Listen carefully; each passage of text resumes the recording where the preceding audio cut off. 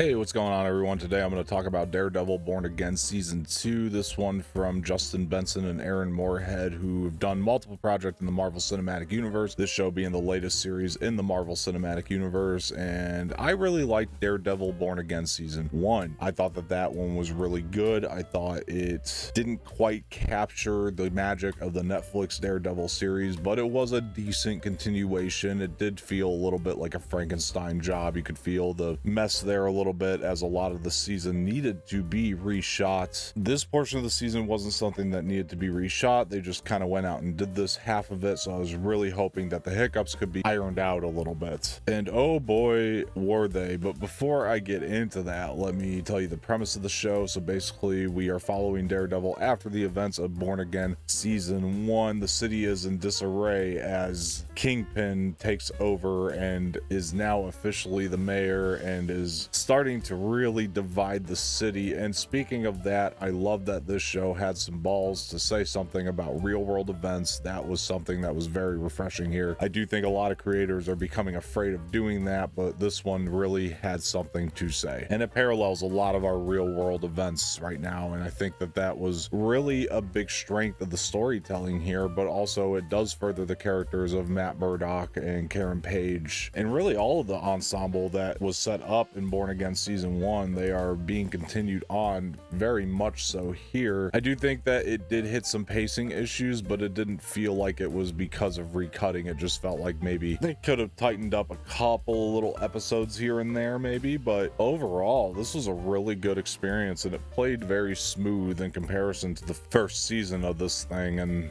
I gotta say, I'm very happy we have it. Matt Murdock is played by Charlie Cox again. He does a fantastic job in this show. I was really impressed with his performance. I felt like this season, more than season 1, let them get away with a lot more. It does feel more R-rated, or TVMA in this case, and I really like having a Marvel Cinematic Universe show with this level of edge to it. It was really refreshing to see, and because they don't have those limitations, it really lets them explore things that you really can't in another Marvel Cinematic Universe show. Vincent D'Onofrio actually probably gave my favorite performance as Kingpin to date in this season. I thought he was incredible. I mean, he was clearly born to play this character, but this season especially, he just delivered hand over fist on this thing. It was just so good, and they let him explore parts of the character we never really got to see him dive into, at least to this extent. The show is incredibly violent, and more so than I was expecting just jumping into it, but it really does have such a cohesive narrative and a finale that really pays off for me. I actually think about the finale episode almost more than any other, with the exception of the penultimate going into the finale, because that episode 2 was like, oh my god, like it really blew my mind to watch that play out from beginning to end. Michael Gandolfini's character is back. He is so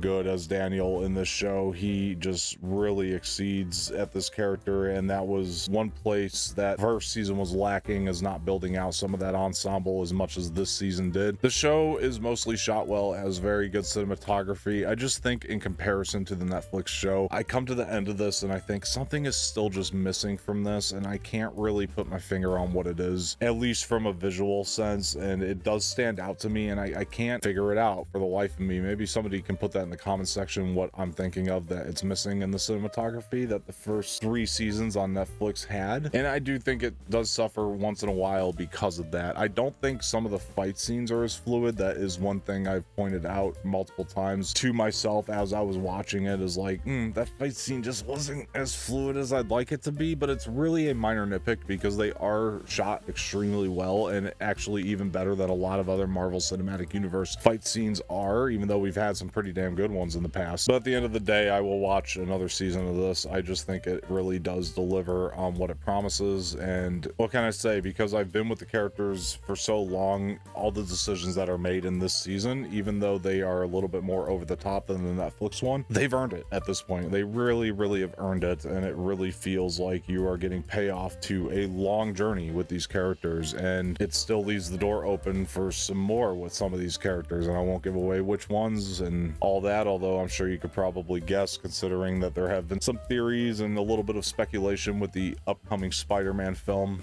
Maybe some of these characters will show up there. We'll see. Either way, guys, I just had a great time with Daredevil Born Again Season 2, but I say that hesitantly as well because because the show is so dark. It makes you think about the bigger picture of our own world and how things are corrupt and all this sort of stuff. So I really hope that you guys check it out, if nothing else for the bigger themes that are on display. I think that they really nailed something here. All right, guys, did you watch Daredevil Born Again Season 2? Please let me know in the comment section below. And if you like what you saw here today, please like the video, subscribe to the channel, leave some feedback in the comment section, share this with your friends, hit the bell for notifications. It's always much appreciated. My name is Dom. I hope you all have a wonderful day, and I will talk to you guys later.